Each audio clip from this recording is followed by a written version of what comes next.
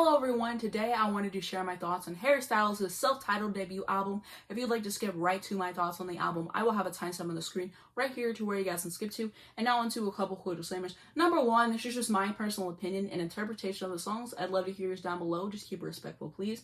I'm going to be reading off my phone as I always do. Sorry for any background noise or dust particles that may occur throughout the video. Everything I reference to make this video and mention will be linked down below in the description if you're curious. Lastly, if I have any notes that I forget to add, check down below. I might have a pinned comment.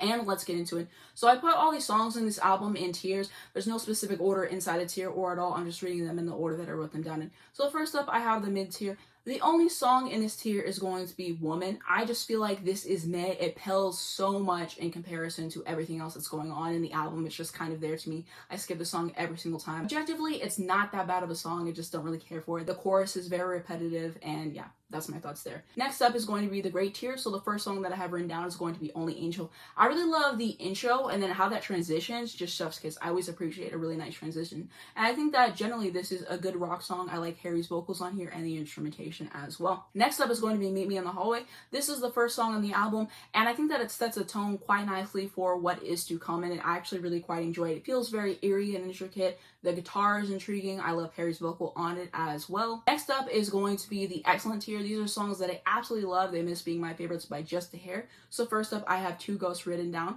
This is a gorgeous track. I absolutely adore the guitar that's going on here as well as Harry's vocals. And it's about a relationship that it just progresses and you keep trying to do the same things, but things are just different. You just change fundamentally as people. And my favorite lyric is whenever he says, sounds like something that I used to feel. Next up is going to be Kiwi. The energy that this song has is incredible. I really appreciate that about it. The instrumentation is energetic and it has this really good edge to it, which I appreciate as well. And then the drums in this song really stand out to me. They're just spectacular. So definitely shout out to the drums there. I love how Harry's vocals sit on top of that and just how he owns it, and definitely a highlight on the album in my personal opinion. Next up is going to be Ever Since New York. So I've read that this is supposedly about his stepdad who unfortunately passed away from cancer, and yeah, definitely a very heavy track. I can really appreciate the lyrics on the song, and it's very repetitive, but it works in his favor because he's just really stating how he feels powerless over the situation that he's in. He's saying, oh, tell me something I don't already know, multiple times and everything, and it's a very emotive vocal performance. You can really feel everything that he's saying, and so I appreciate that as well. I really like the instrumentation on this track, and also the background vocals are stunning as well, and they always pop out every single time I listen to the song. And now to my favorite songs on this album. So my absolute favorite is going to be Sweet Creature. It's Never Waver in the Night. And something that's really cool about it is that it's very reminiscent of Blackbird by the Beatles, and that's just because it shares some of the chord progressions that song has. And then also something that I like about it is Harry's vocals on here. They are just so beautiful to listen to. It's just an immaculate song. I love the background vocal and the harmony on this song. They are just stunning. They stick out to me every single time I listen to it, and that's just a really nice detail. The guitar work on here is top notch, very cleanly done, so I like that as well. I love the lyrics for this song. I just get so much comfort whenever I listen to the song. It's wholesome, it's heartwarming, you just feel all of it, and so yeah, I just really love the atmosphere of this song. And another thing I wanted to say is I was shocked to find out that a lot of people don't care for this song. I'm like, what's not to like about it? I think that it's just beautiful from front to back. I love everything that's going on there, and yeah, definitely one of the best songs in the album in my personal opinion. Next up is going to be Sign of the Times. So this is interesting for me because I've always liked the song, but at a certain point I just got tired of hearing it. I think just because it was played over and over again, and I think I had other songs that I preferred more. So yeah, there was definitely a point in time where I just like skipped the song. I didn't want to hear it.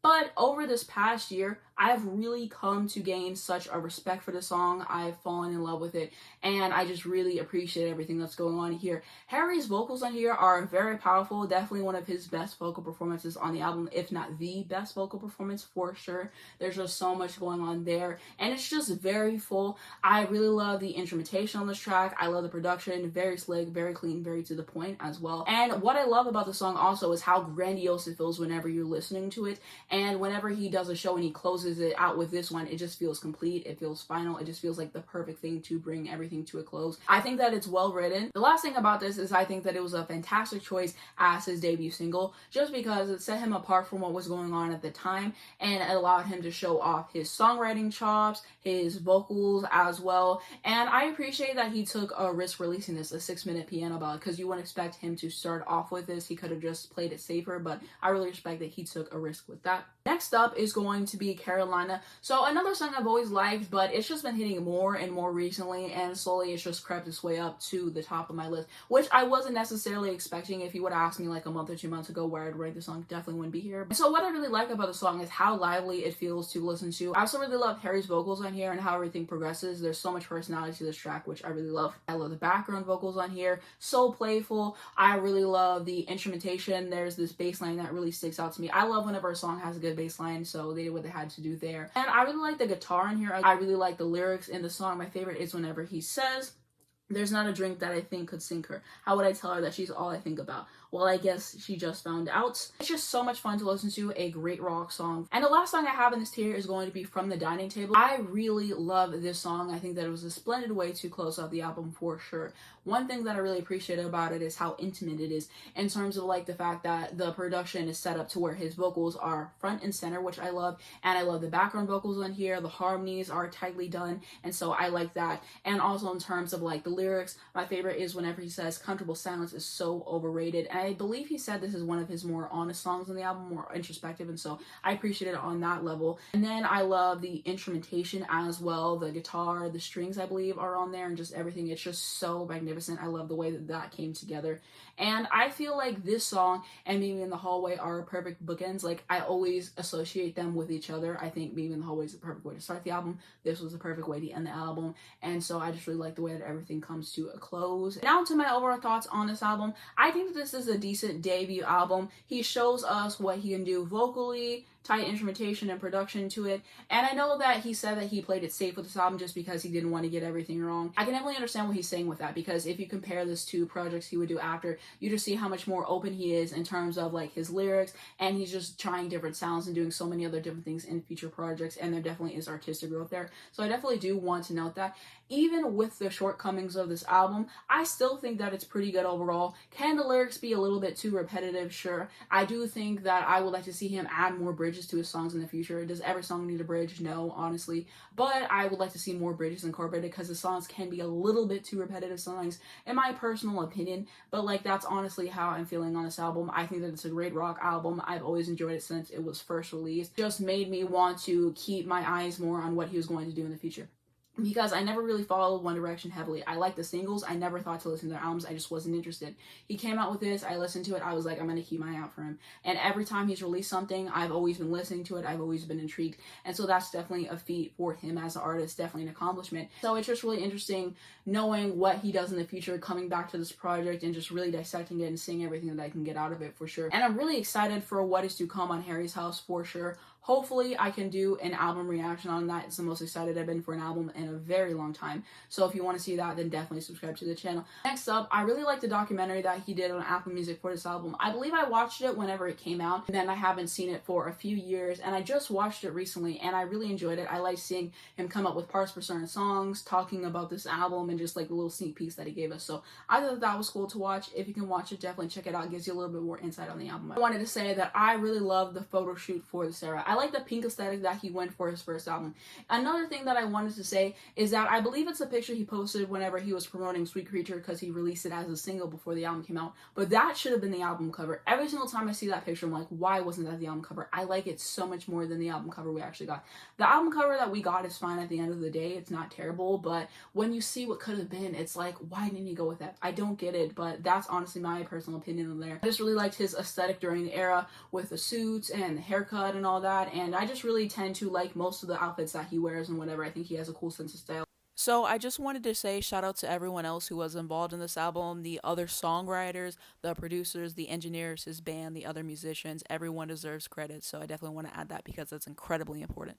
The second thing that I wanted to say is I love how this album feels whenever I listen to it. It's really hard for me to describe what kind of headspace I get into, but I just love how it makes me feel. And also, I really think he comes up with some of the coolest song titles to date. Like, his song titles always intrigue me.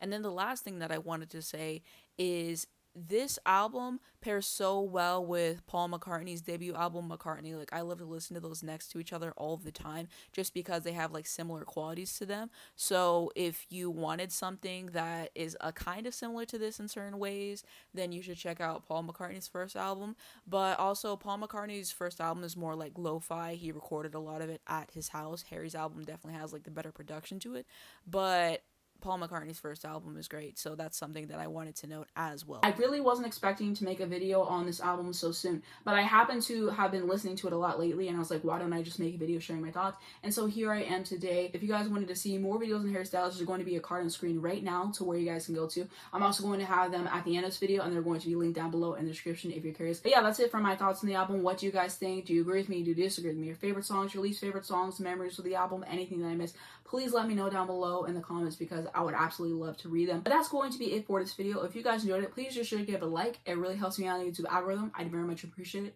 You can subscribe for more videos like this. If you hit the bell, you get a notification to your phone every single time I post. You not miss when a brand new video comes out. Make sure your notifications are on for YouTube so it actually notifies you whenever the videos do come out. And the first link down below in the description is going to be my second channel. So if you want to see more of me, definitely check me out on there. I'm also going to have my Twitter, my Instagram, and my Spotify if you'd like to follow me on there, as well as links to stream this album if you're interested, and lastly links to educate you guys on important situations. Thank you so much for watching this video, and I'll see you in the next one.